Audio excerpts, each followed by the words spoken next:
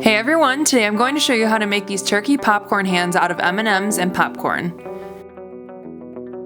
For the materials, you'll need orange paper, M&Ms, some kind of popcorn, plastic food gloves, googly eyes, scissors, glue dots, and tape. First, cut a triangle beak out of the paper. Then glue the googly eye and the beak on the plastic glove. Then separate the M&Ms by color and put them in each of the fingers.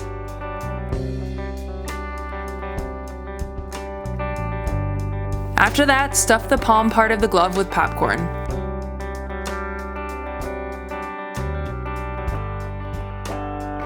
Then twist the end and tape it to the back of the glove. Also twist the thumb part of the glove and tape it to the back of it.